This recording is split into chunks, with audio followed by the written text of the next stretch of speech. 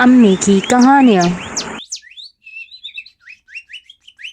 السلام علیکم پیارے ساتھیوں، آج ہم آپ کو جو کہانی سنانے والے ہیں اس کا عنوان ہے تختہ سیاہ۔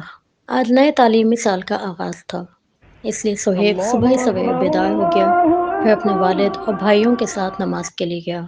صبح کی نماز جماعت کے ساتھ ادا کی، اپنے بھائی شعیب کے ساتھ مل کر ناشتہ کیا، پھر اسکول کا خوبصورت لباس پہنا، اپنا بستہ اٹھایا اور اپنے بھائی شعیب کے ساتھ اسکول روانہ ہو گیا۔ جب اسکول کے قریب پہنچے تو سہیب کو کچھ گھبراہٹ طاری ہونے لگی۔ اس کو شعیب نے محسوس کر لیا اور سہیب کا ہاتھ پکڑا، اسے حوصلہ دیا اور اسکول کے اندر لے گیا اور جا کر اسمبلی میں نئے دوستوں کے ساتھ کھڑے ہو گئے۔ سہیب نے جب اپنے دائیں طرف دیکھا تو اس کا پڑوسی زہیب کھڑا تھا۔ سہیب نے اسے سلام کیا، پھر دونوں اپنی کلاس میں گئے۔ سہیب کے برابر میں بیٹھ گیا۔ اچانک سہیب نے کہا، یہ سیاہ رنگ کا بورڈ کیسا ہے؟ زہیب جواب دینے ہی لگا تھا کہ اتنے میں استاد صاحب کلاس میں داخل ہو گئے اور طلبہ کو سلام کیا اور دعا دی۔ طلبہ نے بھی سلام کا جواب دیا۔ استاد صاحب نے ایک رنگین چوک اٹھائی اور تختہ سیاہ یعنی بلیک بورڈ پر لکھنا شروع کر دیا۔ استاد صاحب حروف خوبصورت خط میں لکھتے جاتے ہیں اور خوب ہی میٹھے لہجے میں پڑھتے بھی جاتے ہیں۔ طلبہ بھی استاد صاحب کے ساتھ ساتھ پڑھتے ہیں۔ سب کو یہ منظر بہت اچھا لگ رہا ہے۔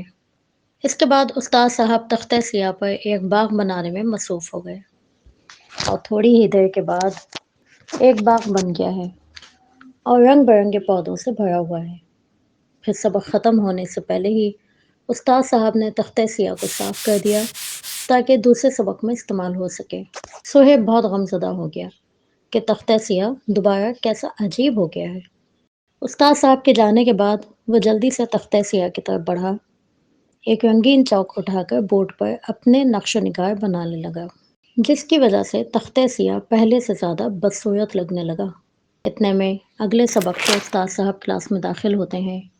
ان کی نظر جو تختہ سیاہ پر پڑی تو پوچھا، یہ کس نے کیا ہے؟ سہیب کو بہت شرمندگی ہوئی۔ اس نے جواب دیا، جناب یہ میں نے کیا ہے۔ استاد صاحب سہیب کے قریب گئے اور پوچھا، کیوں کیا تم نے ایسا؟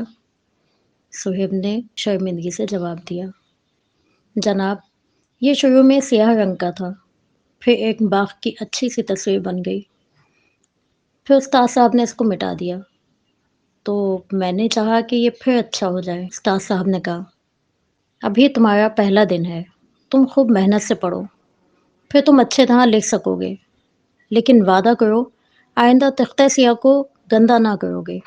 سہیب نے کہا، جناب میں آپ سے وعدہ کرتا ہوں آئندہ کبھی ایسا نہیں ہوگا۔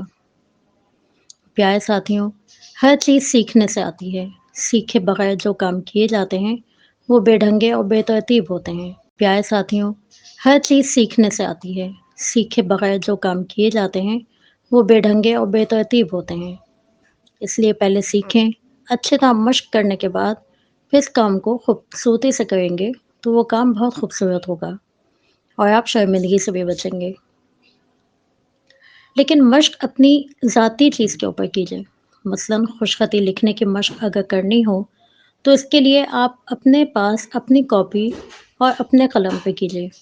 مدرسے یا اسکول کی کوئی بھی چیز بغیر اجازت کے استعمال کرنا بہت ہی غلط بات ہے۔ پیارے ساتھیوں، یقیناً آپ کو آج کی کہانی بہت پسند آئی ہوگی۔ کل ملیں گے پھر ایک نئی کہانی کے ساتھ، تب تک اللہ تعالیٰ آپ کا حافظ و نگہبان۔